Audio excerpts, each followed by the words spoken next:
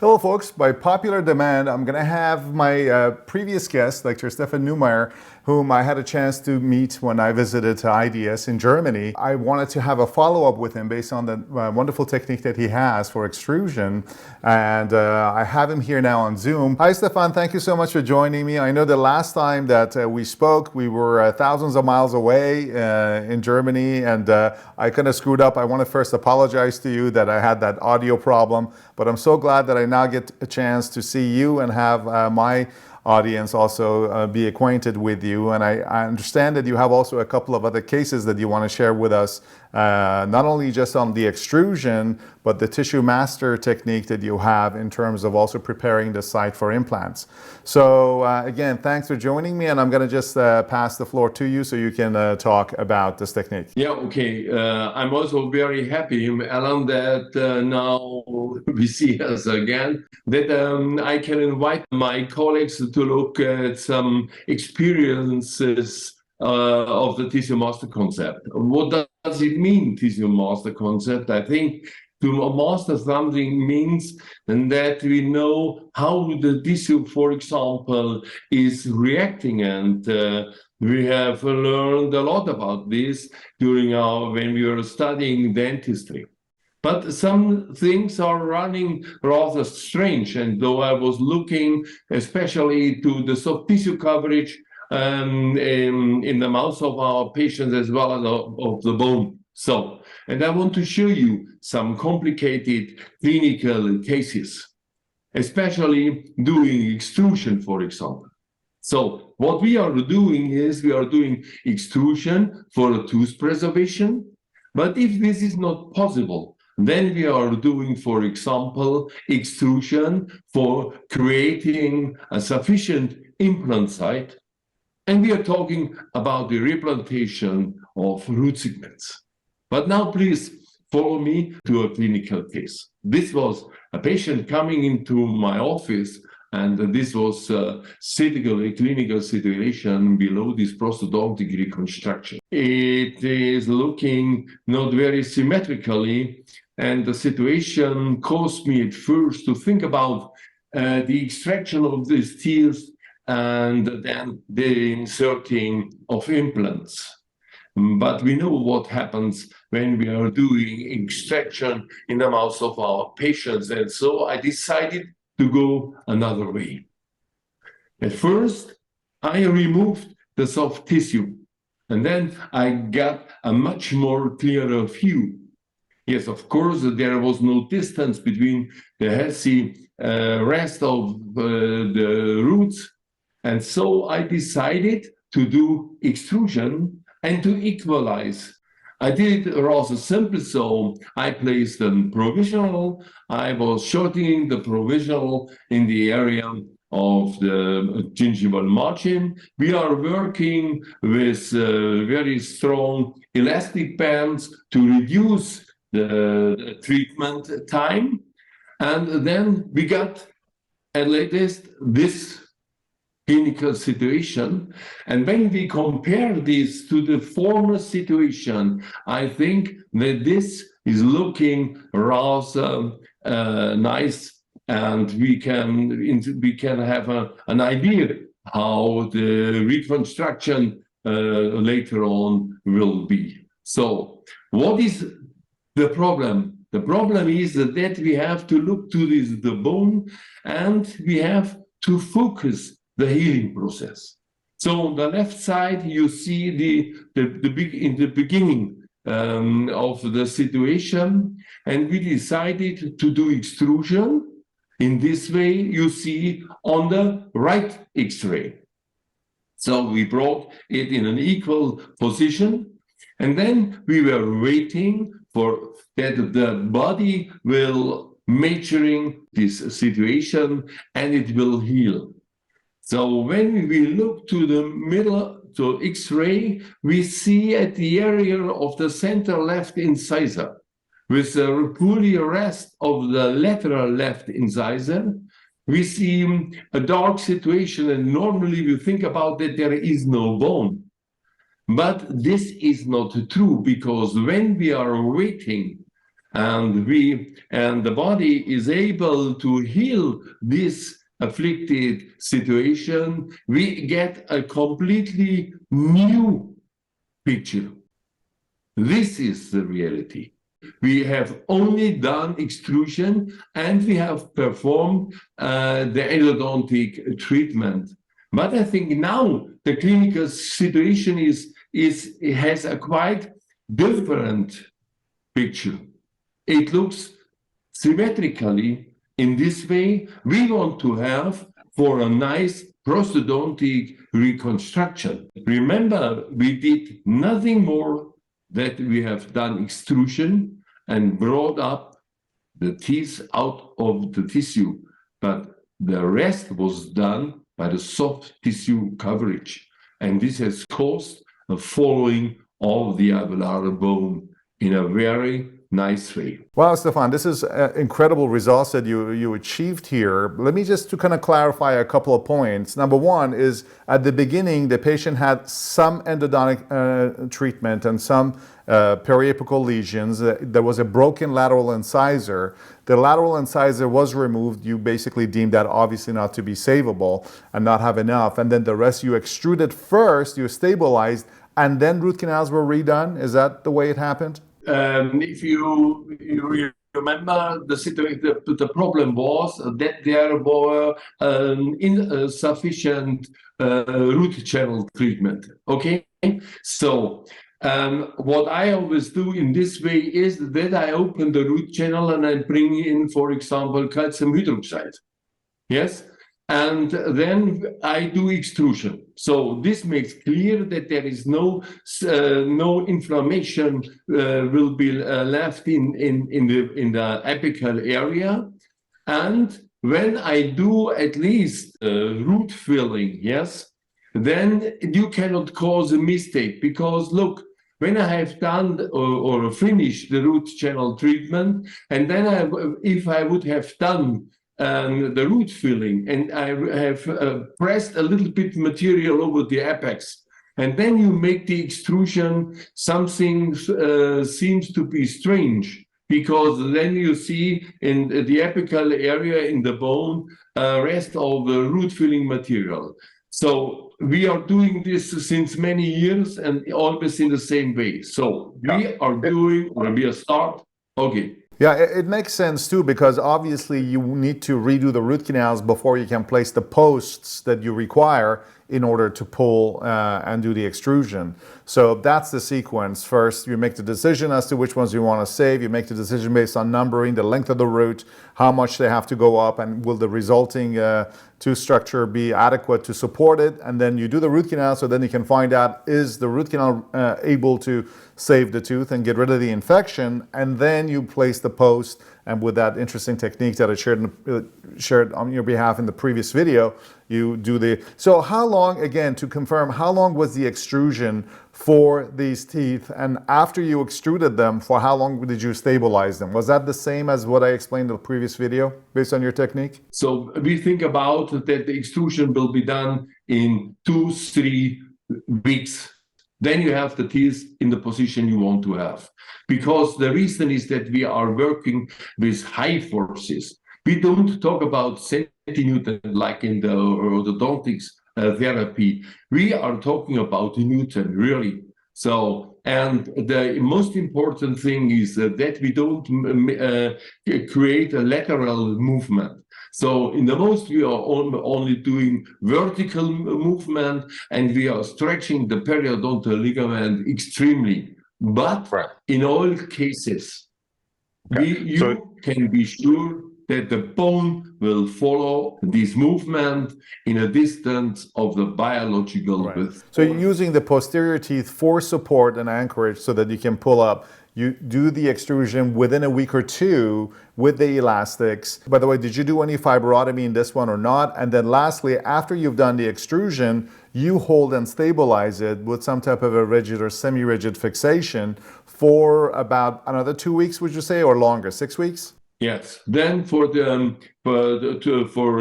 the bone, or to give the possibility the bone the possibility to heal very good, we are waiting 6 weeks. Okay. And was a fibrotomy done in this case or not? We are doing fibrotomy, of course, when we want to create a very nice scallop. Yes, because when you are doing a fibrotomy, you decide if the soft tissue will follow the movement or not.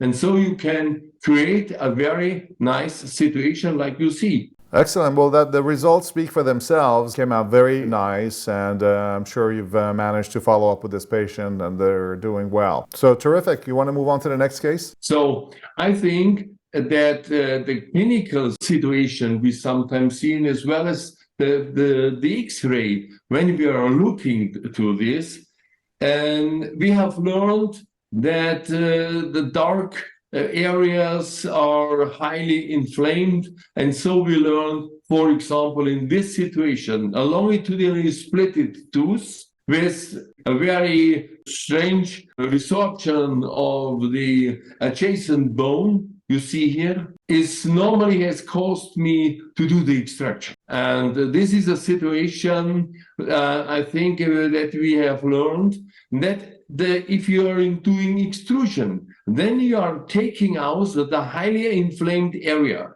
You are guiding this part of the root up, so you pull it out from this alveolar area.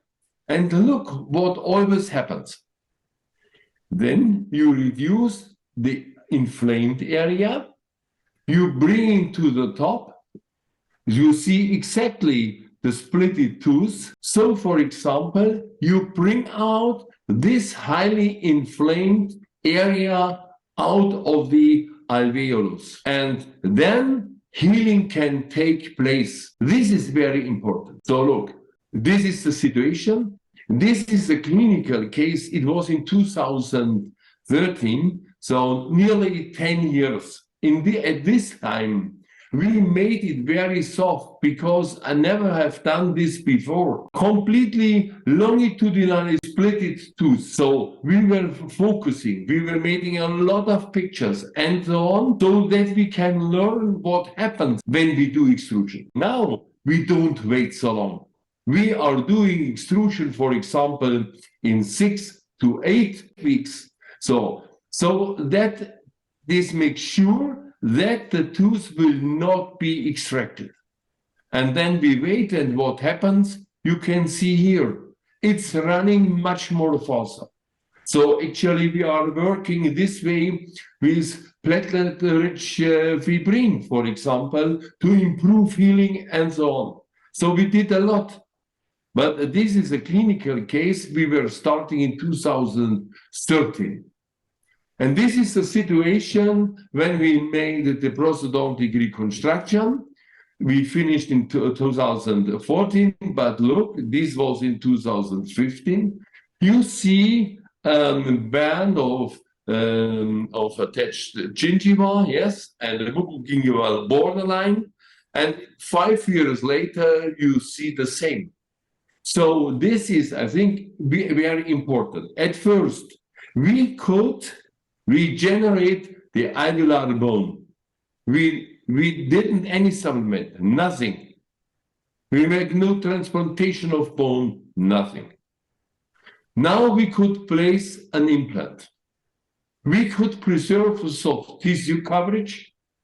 And when we look now to the clinical situation, and we made photos in 2023, now we can look like here over a period of time of 5 years, where we have created a stable situation. And this is more and more that we learn. And this, the results. Look, this is a DVT, a longitudinal section, and we have found that nearly the complete bone, which was before, but has been decalcificated, is now back. And this, I think, is very important, and we should learn more out of these clinical cases to improve and to spread this philosophy. Another terrific result. So for me, let me summarize here the second case. Basically what you did is you, since there was not enough tooth structure beyond the crack, and the crack was the cause of the failure in this case, instead of merely extracting, grafting, and going to the implant, you essentially use the root itself as a plug, if you will, to allow the filling of the alveolar socket with natural bone. This way, you not only preserved the buccal plate so it wouldn't break during the extraction and so on, but also maintained the attachment so that you would not end up losing keratinized attached gingiva too much. And that's what you use that iodine staining to show the stability of the attached gingiva over time. You essentially prepared the site for the implant placement that allowed the placement of a stable implant without the loss of that thin cortical plate of bone on the buccal. And then the results speak for themselves. That, I think, is this great concept that I think you've developed first with this kind of a tissue mastery technique, in which you use segments of the root itself as a means of, the way when you explained it to me when we were back in Germany is, I think of it as a kind of a plug that is kind of preserving the alveolar socket without letting it expose, to allow the small formation of the bone apically as the root is essentially being extruded. In this particular technique, a little bit slower than the technique of extrusion that is used for normal endodontic extrusion, which is in a sense some type of a quick intentional reimplantation. You can think about it where you literally are extracting, but without really removing it out of the socket. You are quickly transforming and breaking down those gingival fibers and periodontal membrane and bringing it up. The cause of fracture in this particular tooth was the fact that you had a very short post in a tooth that did not have adequate furrow, so all the force was transferred coronally and cervically on the root segment that caused that crack cervically. And that when you see that sinus tract up on the gingiva, that usually is a very good indication and correlation with these types of cracks. But if there was an apical infection associated with this tooth, would you have managed it the same way, or those teeth are not indications for this type of a procedure? Okay, so look, when we are doing extrusion of teeth for tooth preservation, for example, and then of course we know that an open root channel, yes, obviously cause an apical reaction, yes, okay. But we are acting with different, for example, calcium hydroxide. And you know, as an endodontist, that when you are doing this apical reaction will disappear, especially when you make a very good, the perfect root filling material. So this is quite different to this situation. When we are looking, for example, to a cracked tooth, yes, this is a very highly inflamed area. You have seen on the clinical photo, you have seen fistulas, so that is okay. And everybody, and I was doing this before, always in the same way. I said, I have to take out the root, yes, the splitted root, yes, to give the tissue the possibility to heal. But look, when you are doing extrusion, you will see that the apical reaction is following the movement of the root. So from the bottom, it will follow and going to the top. And this is amazing. So yeah, to see that the inflammation is related to the open root channel. When you bring the root channel up to the top, the reaction zone will follow. And when you make then a root channel filling, you will see, like in all other cases, that there will be a healing, but 5 millimeters higher. So this is a relation. But quickly, but to answer my question on that front of, so then is there a difference between when there is an apical infection and you're not planning on redoing the root canal? Because on the extrusion cases that you do where you're trying to save the tooth, we redo the root canal, so that addresses the periapical infection.